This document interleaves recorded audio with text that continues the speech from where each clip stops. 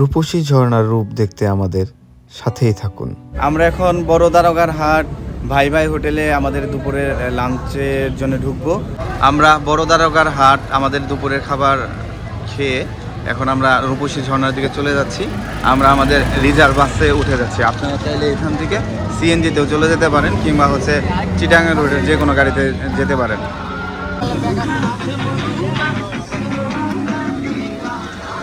সবাই কি টায়ার্ড নাকি? হ্যাঁ, সবাই টায়ার্ড? কেমন লাগতেছে আজকে? আসলে আমরা এমন একটা জায়গায় চলে আসছি যেখানে পাহাড়, সমতল আর সাগরের একটা মেলবন্ধন তৈরি হয়েছে। আর এখানে হচ্ছে ধান বলেন, সবজি বলেন, কিংবা আদার্স যে ফসলগুলা, সেগুলা সব আছে।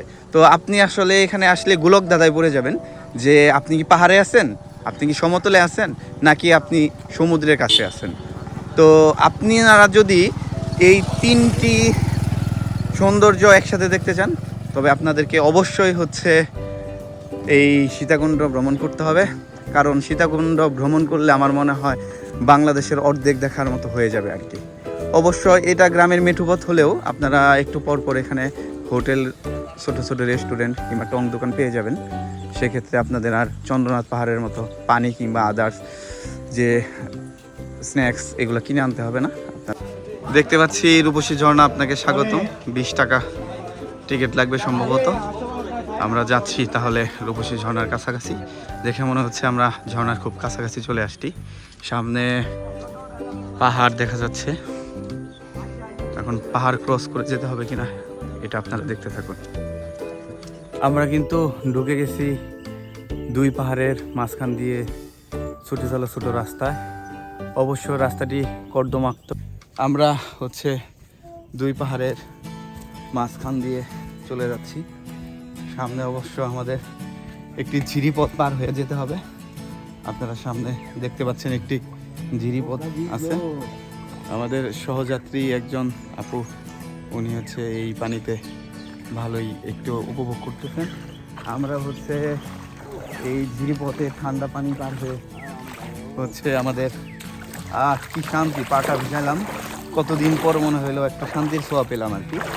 তো আমরা এখন এই আঁকা বাঁকা ঝিরিপথ ধরে হচ্ছে আস্তে আস্তে এগিয়ে যাব আমাদের গন্তব্য রূপসী ঝর্ণার দিকে।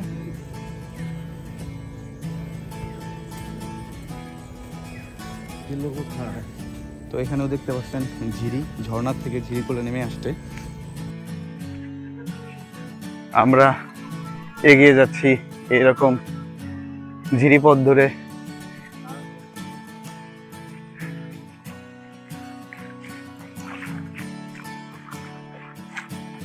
যদি হচ্ছে বেশ কিছুদিন যাবৎ বৃষ্টি না হওয়ার কারণে ঝিরিপথে হচ্ছে পানির পরিমাণ খুবই কম, তারপরেও মোটামুটি ভালোই লাগতেছে। আপনার ঠান্ডা জল পেরিয়ে যাচ্ছি।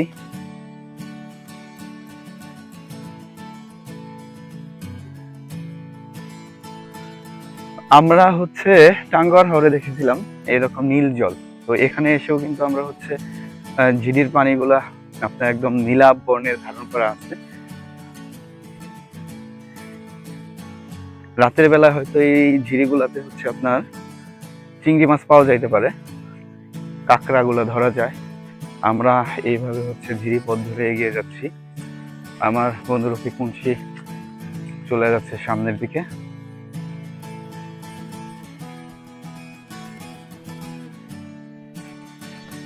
আমরা ঘন জঙ্গল পার হয়ে ধীরে ধীরে এগিয়ে যাচ্ছি রূপসী ঝর্ণার দিকে। আপনারা নিশ্চয়ই ক্যামেরায় দেখতে পাচ্ছেন কিনা বলতে পারছি না।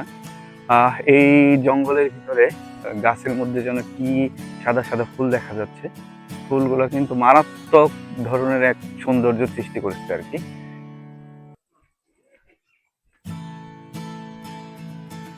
আপনারা একটু জুম করে দেখানোর চেষ্টা করতেছি যে ফুলগুলো আসলে কত সুন্দর ধারণ করা যাচ্ছে কিনা।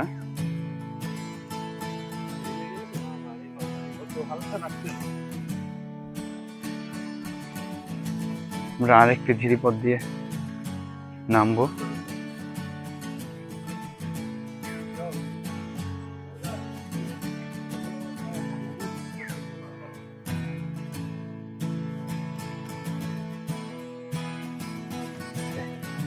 রাস্তাটা কিন্তু পাথরের রাস্তার মতো লাগতেছে, এখানে সম্ভবত পাথরের, এগুলো কিন্তু মাটি না। হ্যাঁ, এগুলো মাটি না।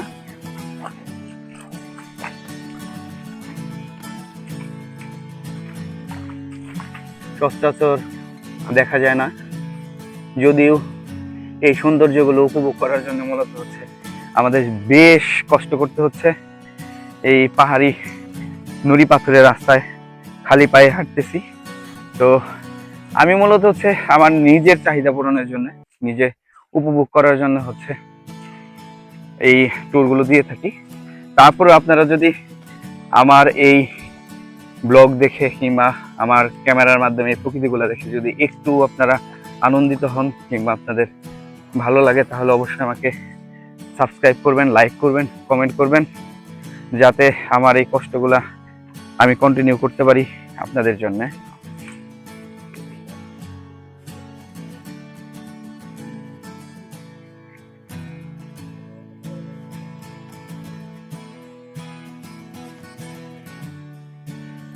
ওহো, সত্যি কথা বলতে আমরা মিনিমাম হচ্ছে আধা ঘন্টার মতো হেঁটে আসলাম এই পাহাড়ি ঝিরি কিংবা গ্রামের মেঠোপথ ধরে। এখানে এসে দেখি এই ঝিরির মাঝে পাহাড়ের নিচে এখানেও টং দোকান আছে। তো দেখি এখানে চা পাওয়া যায় কিনা, যদি লাল চা পাওয়া যায় তাহলে ঝিরির পানিতে পা ভিজিয়ে চা খাওয়া যাবে। সর্বশেষ আমার চা খাওয়া হয়েছিল গতকালকে সন্ধ্যায়। সামনে এগিয়ে যাচ্ছি। ও, দেখতে দেখতে আমরা হচ্ছে রূপসী ঝর্ণার একদম নিকটে চলে এসেছি।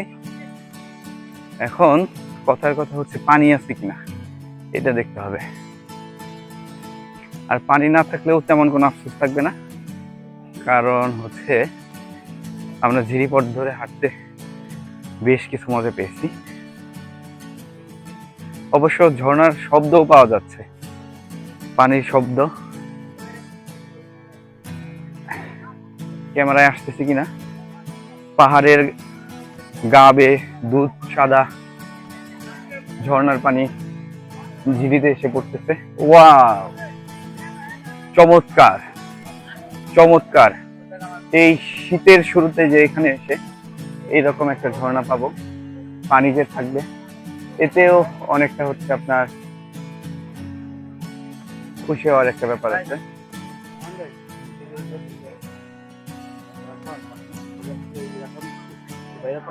আমরা একটি গোলক ধাঁধার মধ্যে এসে পড়েছি। তিন পাশেই হচ্ছে বন জঙ্গলে ঘেরা, শুধুমাত্র একটা ঝিরি হয়ে আমরা চলে আসছি।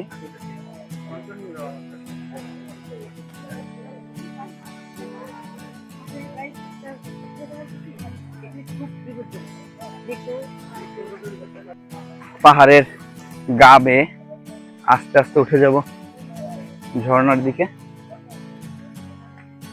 চলুন দেখা যাক।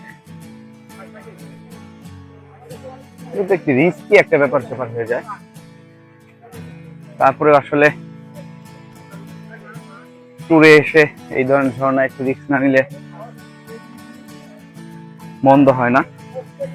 পিচ্ছিল রাস্তা, অবশ্য সাবধানে চলাফেরা করতে হবে। স্পাইক জুতা পরে আসলে সবচেয়ে ভালো হয়। আমাদের মতো খালি পায়ে আসলে এটা কি বলবো।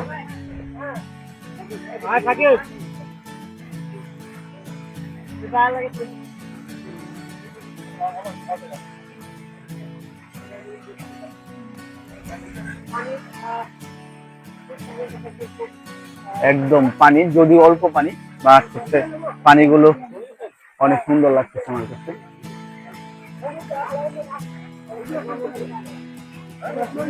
আমরা উপরের দিকে চলে যাব। উপরের দিকে যাওয়ার জন্য এইখানে দুই দিকে হচ্ছে আপনার রশি বাঁধা আছে, আপনারা রশি বেয়ে ট্রেকিং করে হচ্ছে উপরের দিকে উঠতে পারেন।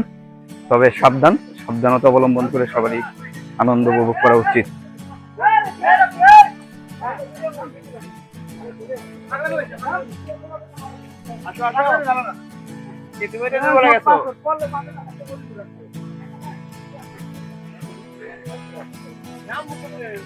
আমরা অনেক রিস্ক নিয়ে আসলে উপরের দিকে উঠে যাচ্ছি।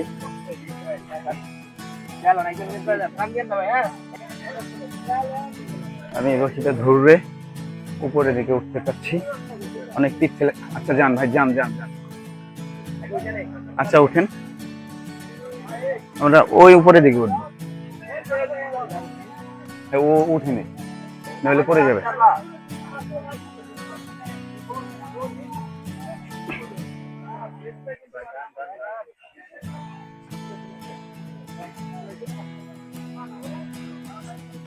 এখানে যেহেতু পাথরের রাস্তা, আমাদের দড়ি ধরেই উঠতে হবে।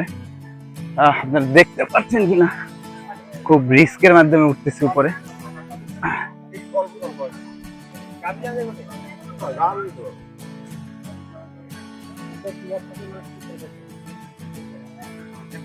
বাইরে একটু ধরি, টান দেই, পড়ে যাবে উপর থেকে।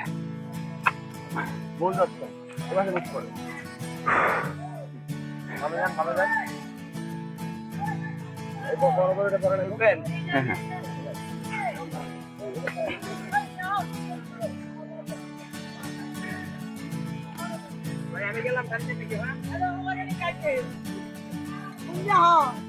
গাছের শিকড় ধরে আমি বাংলার বেয়ার গ্রিলের মতো ছুটে চলতেছি।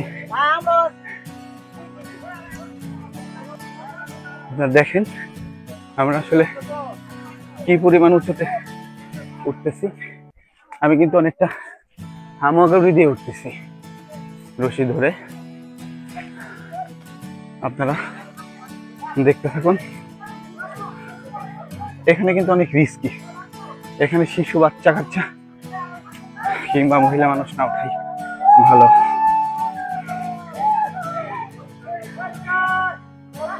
এখন আমরা ডাউনে নামতে থাকবো এই রশি ধরে ধরেই। তারপরে এই রূপসী ঝর্ণার আসল সৌন্দর্য আমরা হয়তো দেখতে পারবো। মূলত কষ্ট করে যেহেতু এই পর্যন্ত এসেছি, আর একটু কষ্ট করি, আর একটু কষ্ট করলে যদি শতভাগ সৌন্দর্য উপভোগ করা যায়।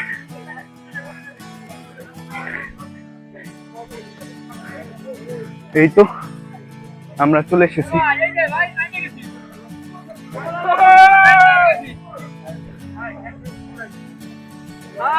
এই যে আমার ট্যুর গ্রুপের ইয়াং ম্যানরা অনেক আগেই এই রূপসী ঝর্ণার সেকেন্ড স্টেজে উঠে গেছে। এখানে কি অনেক পানি?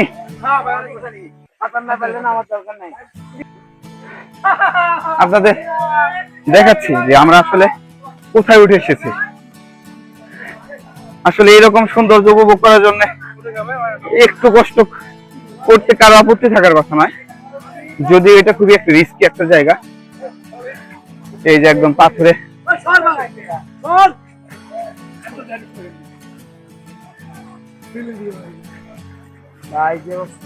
এই তো আলহামদুলিল্লাহ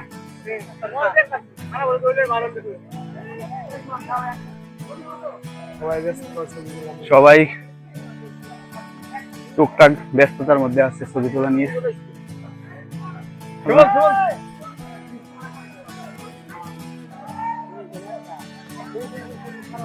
এখন আমরা সেকেন্ড লেয়ারে আছি। ফার্স্ট লেয়ারে যে আমাদের আরো পর্যটক যারা আছে তারা সবাই আছে। ভাই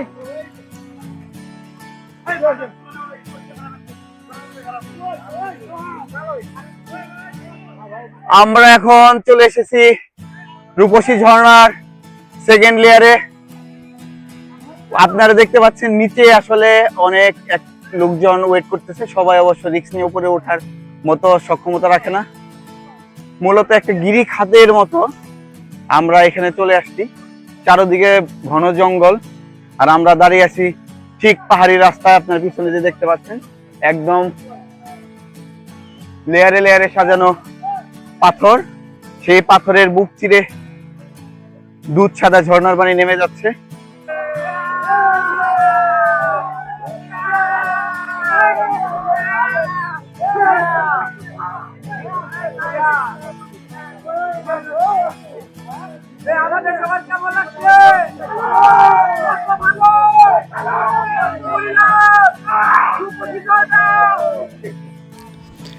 গোসলের পর্ব শেষ করে আমরা এই পাহাড়ের পার ঘেঁষে রশি বেয়ে চলে যাচ্ছি রূপসী ঝর্ণার মৃত্যুকূপের দিকে। এই মৃত্যুকূপটি অত্যন্ত ঝুঁকিপূর্ণ, কেননা আমাদের এই ভ্রমণের কয়েকদিন আগেই এই মৃত্যুকূপে পর্যটকের মৃত্যু হয়েছে। এখানে এসে কেউ ঝুঁকিপূর্ণভাবে লাফালাফি করবেন না। আর যারা সাঁতার জানেন না তাদেরকে এই ঝর্ণার পানিতে না নামার জন্য উৎসাহিত করা হচ্ছে।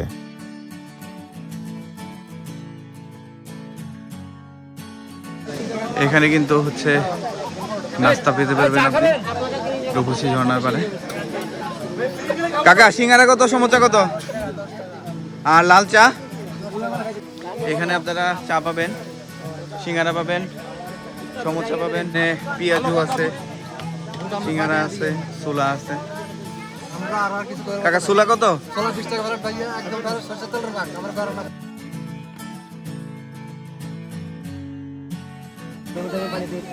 ঝর্ণায় দাঁড়িয়ে চা খাওয়াটা আসলেই কেমন একটা বিষয়।